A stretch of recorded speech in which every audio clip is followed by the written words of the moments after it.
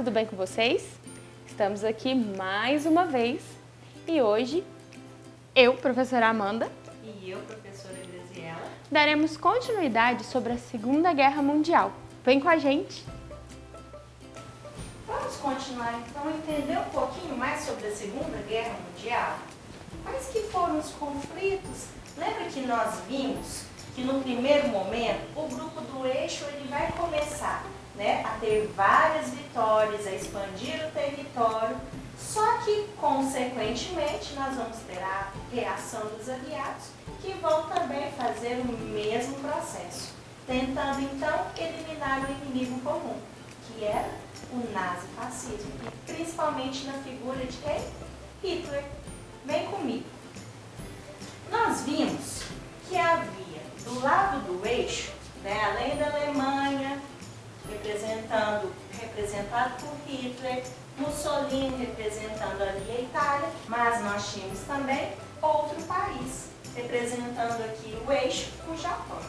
Assim como a Alemanha, a Itália fez todo esse processo expansionista, o Japão também tinha o mesmo ideal. Qual que era a intenção dele? Avançar então sobre o território, principalmente asiático, porque ele tinha o desejo não só de ter mais terra, mas também de dominar algumas matérias-primas que tinham ali no local.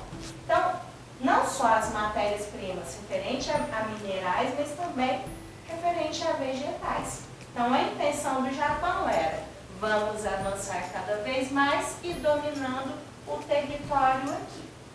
Só que no meio do caminho, nesse avanço ali, sobre o território asiático, eles vão se deparar com um lugar, Havaí. E o que tem a ver o Havaí com essa história, professor? Pois bem, lá no Havaí tinha uma base marinha aeronaval dos Estados Unidos, norte-americana. Ou seja, até o momento, os Estados Unidos não estavam participando do conflito, não estavam participando da Segunda Guerra Mundial. Mas com essa ação, dos japoneses de invadir o território e de minar essa base aeronaval, o resultado que nós vamos ter vai ser o quê? A entrada dos Estados Unidos, então, na guerra, na Segunda Guerra Mundial. Para vocês terem noção, os japoneses eles estavam tão desorientados que eles vão utilizar o quê? O ataque dos kamikazes. Professor, eu nunca vi falar nessa história. O que eram os kamikazes? Eram aviões, pilotos, suicidas, que eles se jogavam mesmo, não só em outros aviões, mas na própria base aeronaval.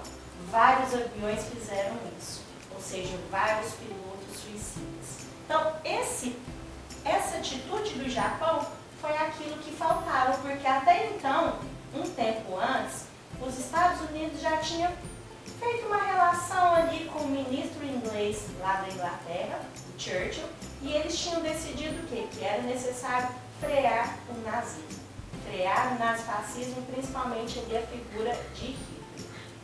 Então, todo esse processo vai fazer com que ele entre na guerra. O que isso vai significar? Mais soldados e mais armamentos. E ele vai passar, então, por várias batalhas ali para tentar derrotar o grupo inimigo, que era o grupo do eixo. E um desses conflitos vai ser bem aqui na África, basicamente onde hoje, para ficar mais fácil de vocês entenderem, onde é o Egito.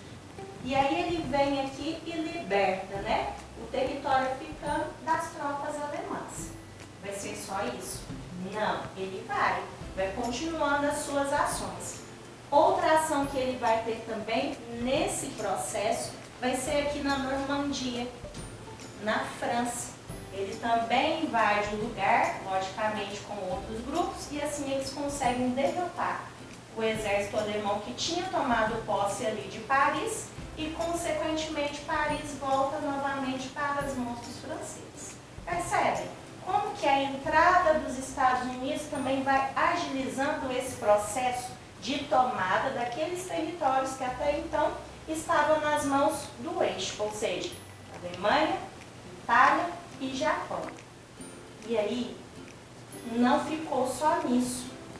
Os Estados Unidos já tinham até conversado antes, feito numa reunião, conferência de Potsdam, e ele falou o seguinte: eu tenho uma arma. E essa arma é muito potente. Que tal a gente usar essa arma? Qual arma era, gente? Armas nucleares, as bombas atômicas. E vai ser assim, ó, a Alemanha já estava rendida, a Itália já estava rendida, faltava quem? Japão. E aí o que os Estados Unidos vai fazer?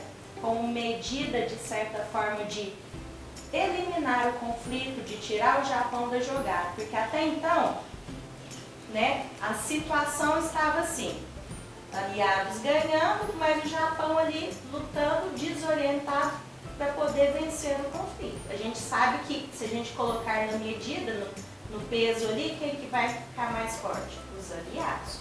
E aí, então, os Estados Unidos jogam a primeira bomba atômica lá em Hiroshima. Gente, pensa num trem de louco. À medida que aquela bomba ia caindo, ela explodiu.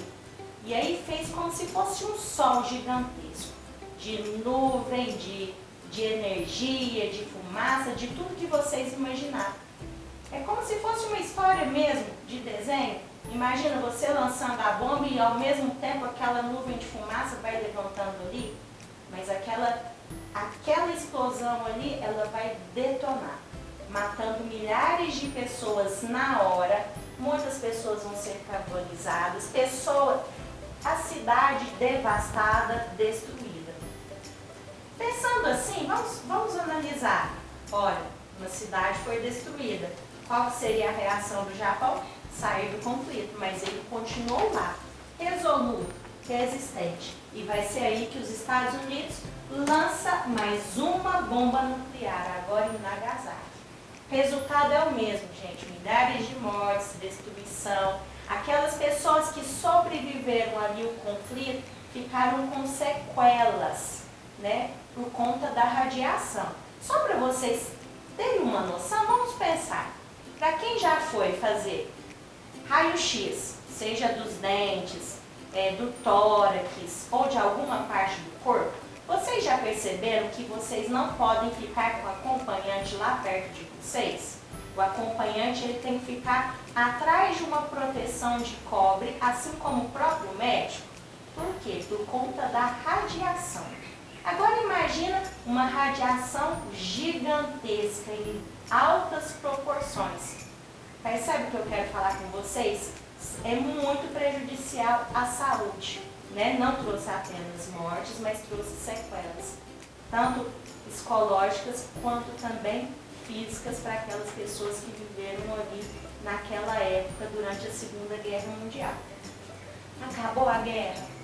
Acabou. Só que eu esqueci de falar uma coisa. Brincadeirinha, eu deixei por último. E o Brasil? O Brasil participou da Segunda Guerra Mundial? Claro que ele participou.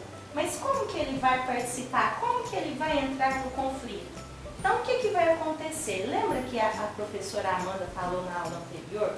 Como que o Brasil ele possuía algumas relações diplomáticas ali com a Alemanha, até relações econômicas, comerciais, porque na época nós temos o destaque tanto da Alemanha quanto dos Estados Unidos em relação a ser grandes potências, né? Principalmente econômicas, além de outros, é lógico. Mas o que acontece? A Alemanha ela ganha afeição do líder que nós vimos, relembrando aqui, Getúlio Vargas. Então ele tinha uma afeição muito grande com o lado do eixo. E os Estados Unidos, percebendo isso, ele começa então a ter uma sacada ali, fazer uma política de boa vizinhança. Ele queria também ter a mesma, vamos dizer assim, o mesmo olhar aos olhos de Getúlio Vargas. Então aí começa a divulgar a questão do cinema, da cultura, músicas, né? Uma política da boa vizinhança que estavam fazendo aqui no país. Ou seja, vamos consumir produtos dos Estados Unidos, a cultura de lá, vamos ampliar não apenas a questão cultural, mas também a questão econômica. Até aí estava tranquilo. Mas com o desenrolar da guerra, gente, nós vamos ter então o ataque dos alemães com os submarinos em alguns navios brasileiros. né, várias pessoas vão morrer nesse ataque. Além do ataque antes dos navios mercantes, ou seja, que carregavam mercadorias. A partir desses ataques, o Brasil não pôde ficar ali, vamos dizer assim, quietinho, paradinho. Ele teve que tomar alguma atitude. E, logicamente, ao lado dos Estados Unidos, que era do lado dos aliados, ele então vai participar do conflito. E aí ele vai participar lá na Itália. Então, aqui no Brasil, nós vamos ter o surgimento, nesse período, da Força Expedicionária Brasileira, né? Várias pessoas aqui do Brasil, muitos soldados, mais ou menos 25 mil, chamados pracinhas, eles vão lá para a Itália. E lá na Itália eles começam, então, esse, vamos dizer assim, esse combate para poder minar a autoridade e o poder lá de Mussolini naquela região. Então, percebe? À medida que a guerra vai acontecendo, vai interferindo em outros países e vai ser por isso que os Estados Unidos vão entrar no conflito e o Brasil também. Mas, professora, não falaram de uma coisa que todo mundo gosta de ouvir, porque chama atenção e que aconteceu na Segunda Guerra, o Holocausto. Pois vamos falar agora. O Holocausto é o nome que nós damos para o genocídio que ocorreu a partir, né, dos alemães, sobretudo da figura de Hitler. E nós vimos nas aulas passadas que ele era antissemitista e ele é marcado principalmente pela perseguição aos judeus. Gente, não foram somente judeus que foram mortos. Nesses quase ou mais, né, de 6 milhões de pessoas que morreram nos campos de concentração e de extermínio do Holocausto, estavam ciganos, negros, homossexuais, testemunhas de Jeová, opositores ao nazismo, mas principalmente a grande maioria, né, desses milhões de pessoas eram judeus. Hitler, muito antes, né, da Segunda Guerra Mundial, ele já havia tomado algumas medidas de perseguição aos judeus. Ainda ali, antes de iniciar a guerra, ele promulgou uma lei onde proibia o casamento de judeus com não-judeus, que proibia judeus de exercerem as suas profissões como médicos, advogados ou funcionários públicos alemães. E o rigor dessas leis foram ficando tão forte, que chegou um ponto onde Hitler vai tirar a cidadania dos judeus. Como assim, professora? Ele vai dizer da seguinte forma: quem tiver 3/4 do sangue de judeu, ou seja, que tem uma descendência forte, né, judaica, ou seguir o judaísmo, não será mais cidadão alemão. Professora, e o que isso quer dizer? Quer dizer que a partir daquele momento, as pessoas que viviam na Alemanha, elas teriam que cumprir os deveres, mas elas não teriam mais os direitos que os alemães tinham.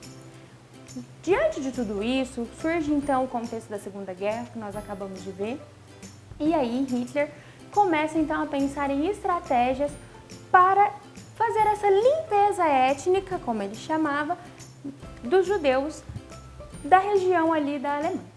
Numa primeira tentativa, ele cogita de enviar aqueles alemães que eles começaram a sair recolhendo, né? Houveram vários marcos, vários acontecimentos, quebra de lojas de judeus, perseguição, aprisionamento mesmo. E aí esses judeus que eram aprisionados, inicialmente foi pensado em enviá-los para a Rússia, né? Para a União Soviética, mas Stalin não quis receber. No segundo momento, pensou então em enviá-los para Madagascar, na África, mas também não deu certo. Então surge a operação final. Qual era a operação final? Enviá-los para os campos de concentração. Professor, e o que seria feito então com esses judeus no campo de concentração?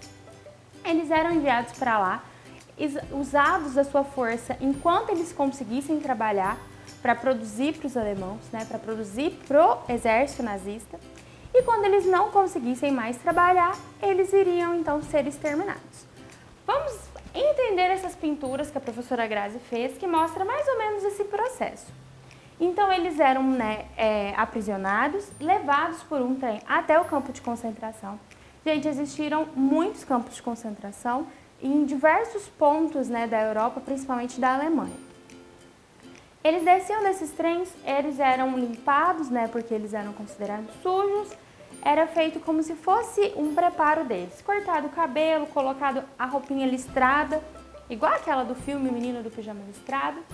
De lá eles iam então para os campos de concentração. Campo de concentração feminino separado do masculino.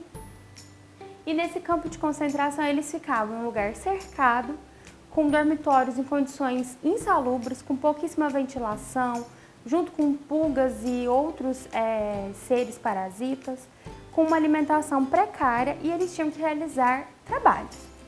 Então lá eles plantavam, eles produziam coisas metalúrgicas, e quando eles estivessem cansados, que não conseguissem mais ofertar esse serviço, ou aqueles que tinham problemas físicos, mentais, ou então aqueles que começaram a desenvolver alguma doença porque eles não tinham um tratamento adequado, eles eram levados então ao extermínio.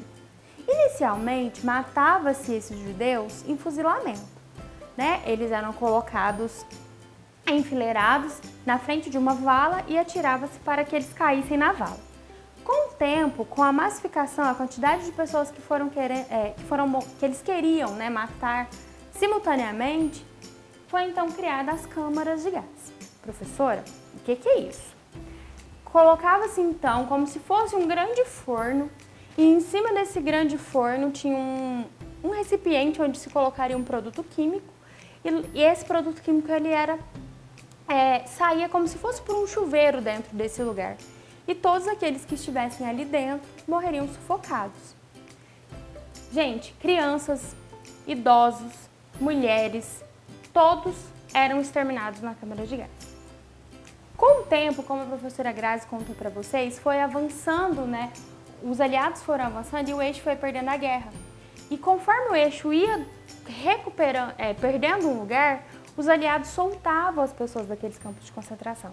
Isso levou Hitler e sua equipe ao desespero, fazendo com que eles massificassem as mortes na câmara de gás e começassem a matar mais e mais rápido, para que não conseguissem liberar esses judeus. Dessa forma, os campos de concentração só foram totalmente diluídos quando o fim da guerra chegou. Professora, e quais foram então as consequências de tudo isso e da Segunda Guerra depois que ela acabou? Então, inicialmente, gente, nós vamos ter uma punição aos nazistas que foram presos, que fizeram parte aí do processo do Holocausto. Eles vão ser julgados, alguns vão ser condenados à morte e outros à prisão perpétua. Hitler não vai ser preso porque ele suicida.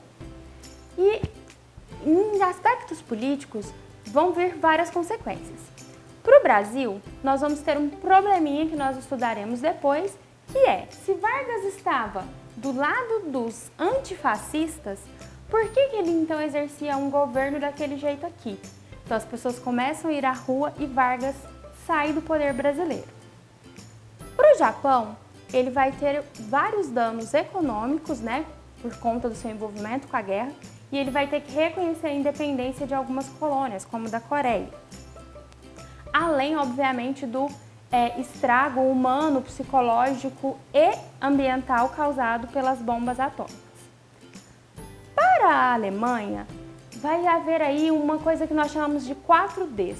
A Alemanha vai ter que se desarmar, vai ter que se democratizar, se desnazizar, ou seja, abandonar a prática do nazismo, e ela vai ter que se desmilitarizar, porque era uma característica ali do movimento nazista, a militarização. Além disso, ela vai perder territórios e vai ter alguns danos econômicos e nas suas construções e indústrias por conta do conflito. Mas um dos acontecimentos mais marcantes do final dessa guerra vai ser a bipolarização do mundo. Professora, o que é isso? Vamos dividir o mundo em dois eixos. Porque quando os Estados Unidos explodem aquelas bombas atômicas lá no Japão, além de acabar com a guerra, ele mostra para o mundo a sua força e como o capitalismo estava preparado para enfrentar o que fosse preciso. Nesse momento, a Segunda Guerra acabou, mas inicia-se então uma tensão mundial, onde de um lado nós vamos ter os Estados Unidos capitalistas e de outro lado a União Soviética socialista. Mas isso é tema para uma outra aula. Até mais, hein, pessoal? Não deixem de fazer as atividades empregadas na escola, tá? É breve.